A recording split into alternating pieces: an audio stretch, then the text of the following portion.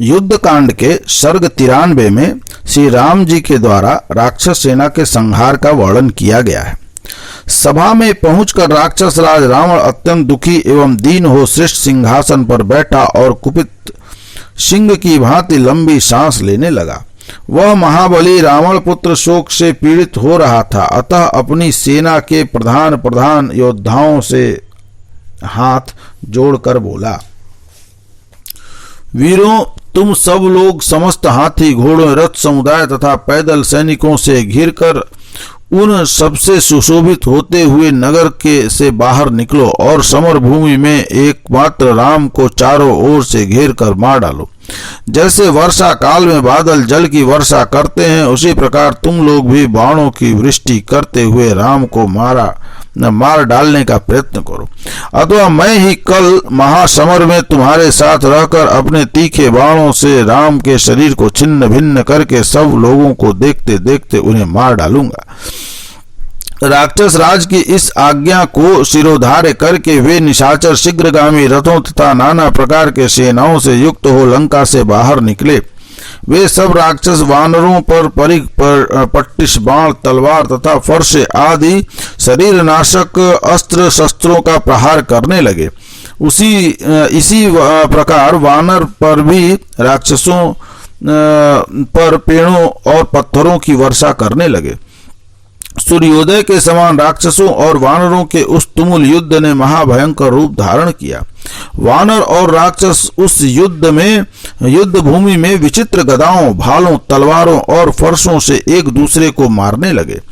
इस प्रकार युद्ध छिड़ जाने पर जो बहुत बड़ी धूल राशि उड़ रही थी, वह राक्षसों और वानरों के रक्त का प्रवाह जारी होने से शांत हो गई। यह एक अद्भुत बात थी।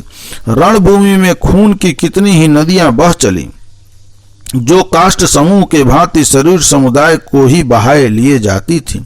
गिरे हुए हाथी और रथ उन नदियों के किनारे जान पड़ते थे। बाण मत्स्य के समान प्रतीत होते थे और ऊंचे ऊंचे ध्वज ही उनकी तटवर्ती वृक्ष थे।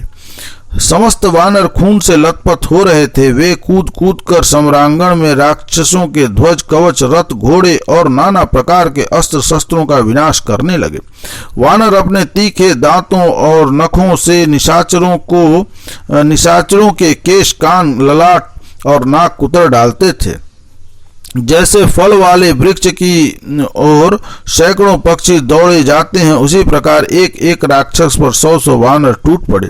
उस समय पर्वताकार राक्षस भी भारी गदाओं और भालों, तलवारों और फरसों से भयंकर वानरों को मारने लगे। राक्षसों द्वारा मारी जाती हुई वानरों की वह विशाल सेना शरणागत वत्सल दशरथ नंदन भगवान श्री राम की शरण में गई।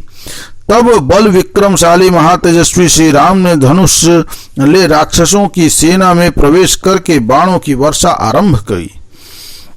जैसे आकाश में बादल तपते हुए सूर्य पर आक्रमण नहीं कर सकता, उसी प्रकार सेना में प्रवेश करके अपनी बाण रूपी अग्नि से राक्षस सेना को दग्ध करते हुए श्री राम पर वे महाक्रूर निशाचर धावा न कर सके। निशाचर रणभूमि में श्री रामचंद्र जी के द्वारा किए गए अत्यंत घोर एवं दुष्कर कर्मों को ही देख पाते थे, उनके स्वरूप को नहीं।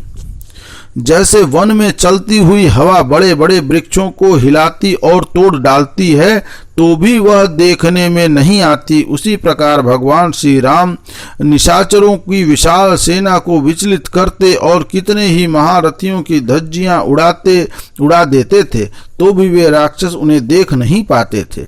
वे अपनी सेना को श्री राम के द्वारा बाणों से छिन्न भिन्न, दग्ध, भग्न और पीड़ित होती हुई देखते थे, किंतु शीघ्रता पूर्वक युद्ध करने वाले श्री राम उनकी दृष्टि में नहीं आते थे।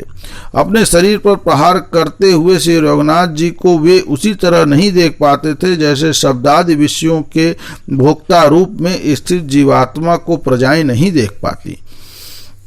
ये राम हैं और जो हाथियों की सेना को मार रहे हैं, ये राम हैं जो बड़े बड़े रथियों का संहार कर रहे हैं, नहीं नहीं, ये राम हैं जो अपने पैने बाणों से घोड़ों सहित पैदल सैनिकों का वध कर रहे हैं। इसी प्रकार वे सब राक्षस से रघुनाथ जी की किंचित समानता के कारण सभी को राम समझ लेते थे और राम के ही भ्रम से क्रोध में भरकर आपस में एक दूसरे को मारने लगते थे।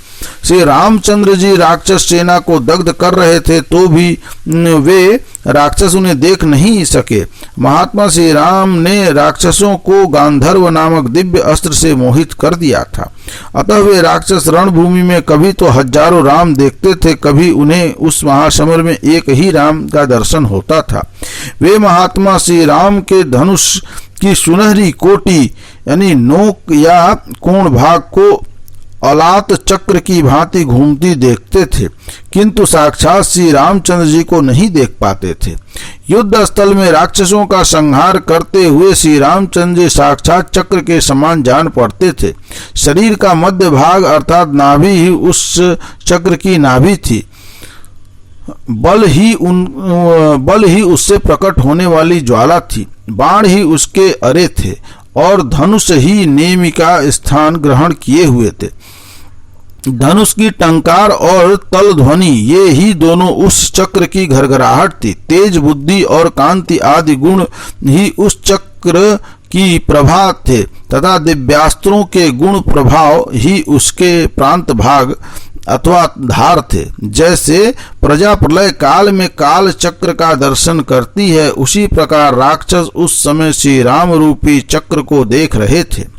श्री राम ने अकेले दिन में के 8वें भाग यानी 1.5 घंटे में ही आग की ज्वाला के समान तेजस्वी बाणों द्वारा इच्छा अनुसार रूप धारण करने वाले राक्षसों के वायु के समान वेगशाली 10,000 रथों की, 18,000 वेगवान हाथियों की, 14,000 सवारों सहित घोड़ों की तथा पूरे 2 लाख पैदल निशाचरों की सेना का संहार कर डाला। जब घोड़े और रथ नष्ट हो गए तथा ध्वज तोड़ फोड़ डाले गए, तब मरने से बचे हुए निशाचर शांत हो लंकापुरी में भाग गए। मारे गए हाथियों, घोड़ों और पैदल सैनिकों की लाशों से भरी हुई वह रणभूमि कुपित हुए महात्मा रुद्रदेव के क्रीड़ा भूमि सी प्रतीत होती थी। तदंतर देवता, गंधर्व, सिद्ध और महर्षियों ने साधुवाद देकर भगवान श्री राम के इस कार्य की प्रशंसा की। उस समय धर्मात्मा श्री राम ने अपने पास खड़े हुए सुग्रीव, विभीषण, कपिवर, हनुमान, जामवान, कपिश्रेष्ठ, महेंद्र तथा द्विज से कहा, यह दिव्य अस्त्र बल मुझ में है या भगवान शंकर में? उस अवसर पर इंद्रतुल तेजस्वी महात्मा श्री राम जो अस्त्र शस्त्रों का संचालन करते समय कभी थकते नहीं थे, उस राक्षस राज की सेना का संहार करके हर्ष भरे देवताओं के समुदाय को द्वारा पूजित एवं प्रशंसित होने लगे। इस प्रकार युद्ध कांड का यह 93वां सर्ग यहाँ समाप्त हुआ। बोलिए राजा रामचंद्र की जय।